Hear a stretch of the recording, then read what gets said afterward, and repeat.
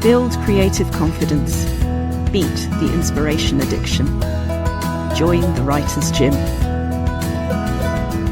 A quote from a Writer's Gym member that really stuck with me this week is, "Sometimes you read these things and they just stay with you." We were talking about how some writers fear reading because they're worried that their love or their thinking about that particular author, that particular style, will influence how they write, what they write. It will narrow what is available to them. It will be more like copying than creating. And I remember when, probably during my MA in 2006, there were certain authors I was discovering for the first time and just having that honeymoon period with them and finding that, thinking, how did that beautiful, not so much phrase as idea, get encapsulated like that? And I was sensible enough to understand the only way I was going to understand was to experiment. And I started doing that, and we were encouraged to write in the style of different authors that we loved, hated, and everything in between, because then you find out more about how you say what you're trying to say. And we talked about how and why the best thing a writer can do for their writing life is to read as widely as possible. And I don't think I truly appreciated one of the key reasons that is the case until I was having conversations like this with Writers' Gym members all the time, which is not just you can prove to yourself, it's not like that at all, that it will add to the multitude of possibilities within you and therefore the multitude of combinations of thoughts, feeling, styles that are available on your artist's palette for you to mix as only you can. But also because it means that you are less in danger of the true way we hold ourselves back, which is, I'm the sort of person who writes this and not that. I'm the sort of person who has this kind of feeling and not that kind of feeling.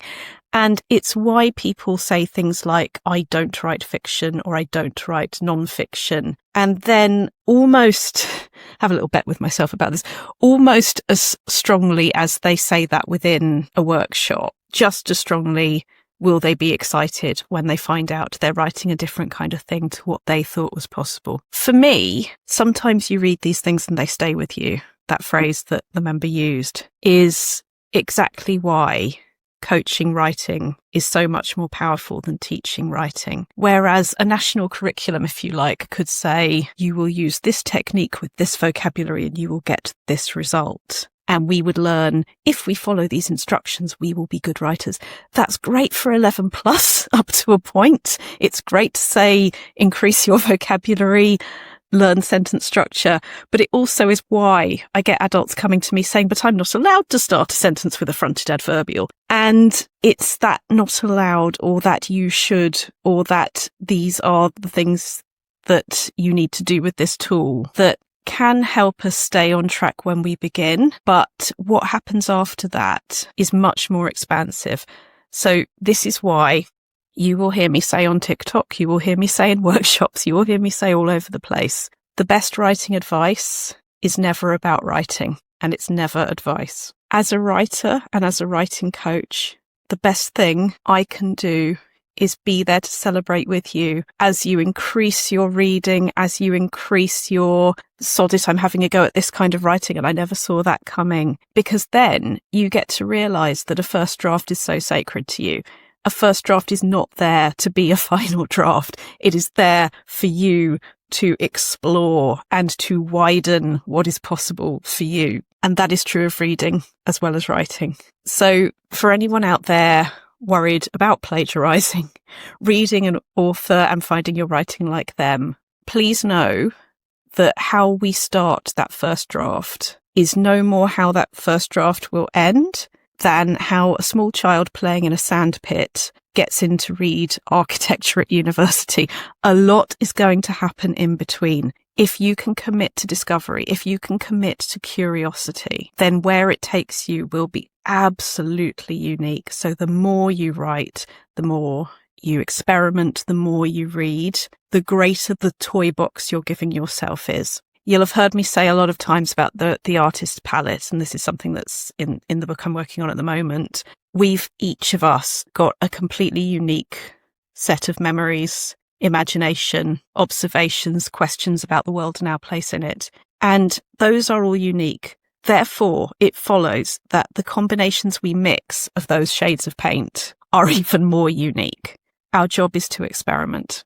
I often say I hope you would never find a painter not doing the base layer of their painting before they work up to the details. It needs to be flirt, here is the base colour, here is the landscape, and we work our way up to the details. Writing can feel a lot like this. It's not like what some of us have accidentally swallowed, the idea that writing falls out of your head in terribly neat sentences, in the right order, in neat paragraphs with beautiful margins. It can, but probably not in the first draft. And obviously the first time you do something is less familiar than the 11th or 21st or a millionth time you do something. So I really would make the wish for anybody out there who is in any way saying, how do they do that? To find out how you would do that. Who's worrying about plagiarizing?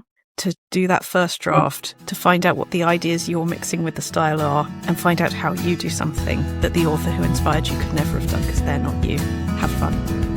You've visited The Writer's Gym with author and coach Dr. Rachel Knightley. Production and sound design are by Ashley Lexine, and theme music is by Chris Gregory. To join a Writer's Gym workout online or in London, as a guest or as a member, visit writersgym.com or email thewritersgym@rachelknightley.com.